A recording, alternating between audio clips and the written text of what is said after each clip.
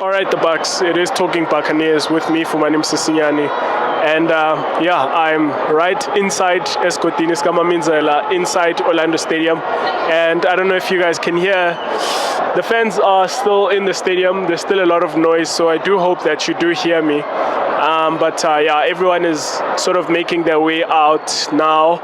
Just a few moments ago, we had a lap of honor from the players just appreciating the fans appreciating the players. And I mean, I'll get to the game in a little bit. But I do want to start here. I think something that I particularly enjoyed to see in the lap of honor is you already expect that the fans are going to sing with Tito after the game. But Tito then pulled Yanele Mbutuma to drag him to the fans so as to say, okay, you go now, you are here now, go and feel that. And then after that, they dragged Muremi. After that, they dragged Sipombule. After that, Masindi Nemtajela. After that, Tsepo Mashilwane. After that, Ndaba.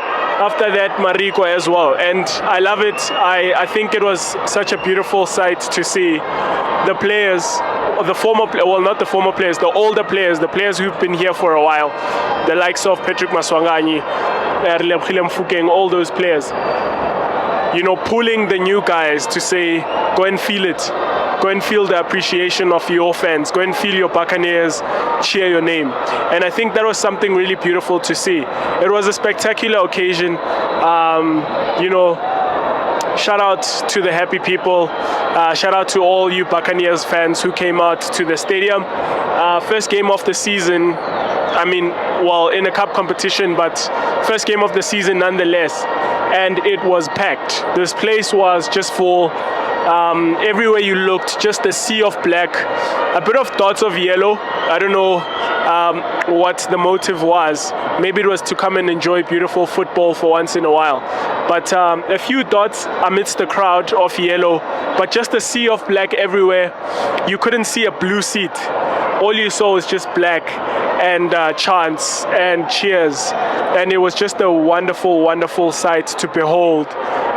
In the fans as well, watching everyone. And I hope that we continue in this vein when we come back here on Tuesday or Wednesday for our first league game. I hope that we continue in that momentum. I hope we feel it, especially those of us in Joburg who can come to the games. Hopefully we come for the first league game of the season. But I think beautiful start for us. Great, injection of momentum going into the league now, knowing that we've qualified for the next round of the MTN 8. Now we can go into the league and say, let's carry on the way that we started. Getting to the game, obviously 2-0, good score line. The game did die out a little bit. Started off on a very, very, very high note for us. A lot of control in the start of the game. We started the game right out the blocks. You saw that we wanted to control every blade of glass. Every blade of grass on this pitch. We wanted it to be dominated by Orlando Pirates players. And, Sihle Nduli covered a lot of that blade. Patrick Maswanganyi, also Napolis, Relebogile Mofokeng, a lot of fluidity, covering, almost every inch of grass in the final third, swapping positions, that sort of thing. Beautiful thing to see. It was just right off the blocks, Orlando Pirates wanted to come out here and assert dominance, to come and already gain that confidence and suffocate Polokwane City, and that was the case. As soon as the game started, the first half, I think we scored within the first 10 minutes. I stand to be corrected. You guys who watch on TV will rather have accuracy with these things, but it was such a beautiful goal, but it was like it was coming. You know, when you're in the stadium and you feel the goal coming.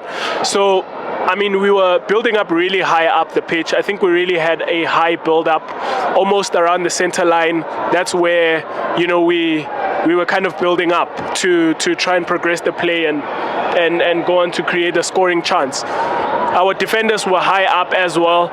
You know, hard for Polokwane City to come out and try and attack or like, you know, hit us on the break or anything. They just couldn't get anything. As soon as they won the ball back, someone was on it to pounce. And I love the fact that, you know, we kept the distances quite short between our players, because as soon as we lost the game, like, already there's like, I mean, as soon as we lost the ball, already there was like 4 or 5 people. Guys, I apologize if, you know, there's a lot of noise or I'm struggling to talk. It's because it's that kind of day where it was such a festival atmosphere out here. There's already a lot that came out of my mouth today in terms of words and screams and shouts.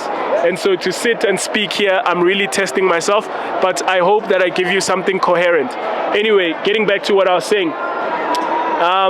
You know, like we were, I love the distances between our players. It meant that we kept possession quite easily. And as soon as we kind of lost it, it was easy to try and regain it, because our counter press was, you know, we already had like 4 or 5 players around the ball to try and win it back. And such was the case, is we were suffocating them.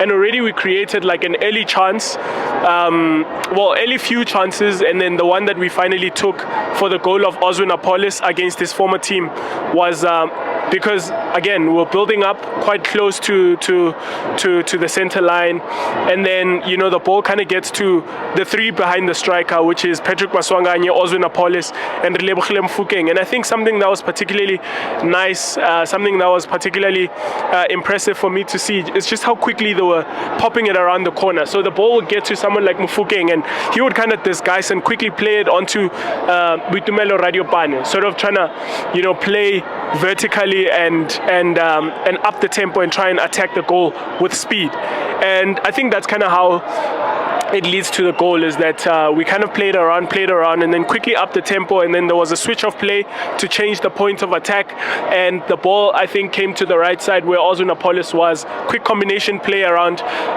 the box of Polokwane City, and yeah, it lands up in a goal. I'm sorry if I can't describe it quite well. You guys will have seen it on TV. Yeah, so the first half kind of continued in that vein where, you know, quickly upping the tempo when we get into the final third, and that's how we get the second goal as well, which was a penalty. And again, it was a switch, changing the points of attack towards the right side where Oswin Apollos was, and then I think he got fouled in the box, and then Patrick Maswanganye takes the penalty and he scores. And yeah, that's the first half. The first half, we go into the break leading 2-0. Polokwane City do come out in the second half, to be fair to them. You know, they come out in the second half putting us under the cosh.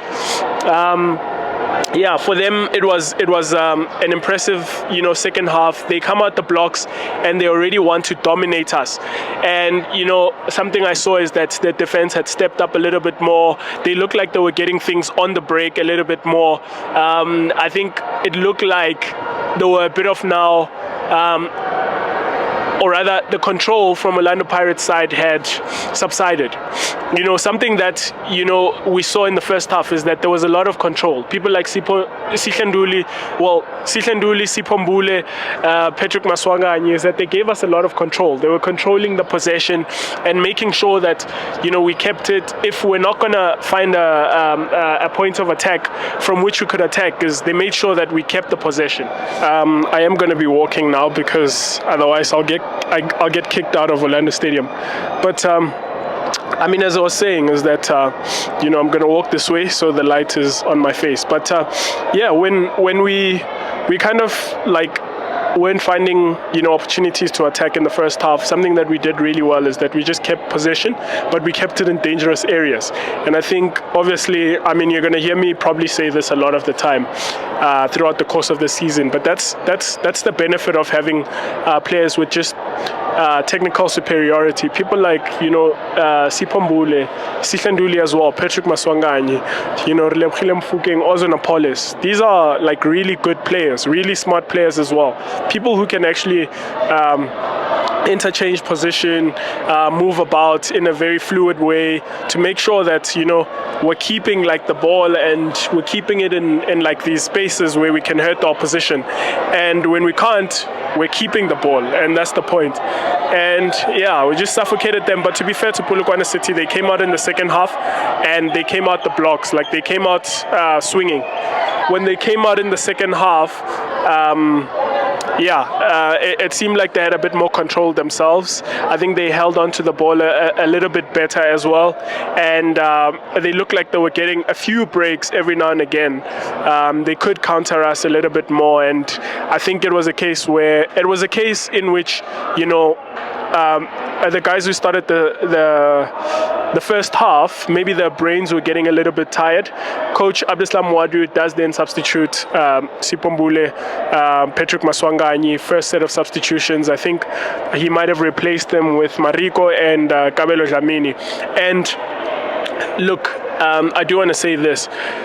Mariko, I'm not gonna in this episode target any players. I think we saw a couple of things that are quite interesting, and maybe I'll speak about throughout the week, especially the debuts. I might want to talk about like the debuts of some of these players.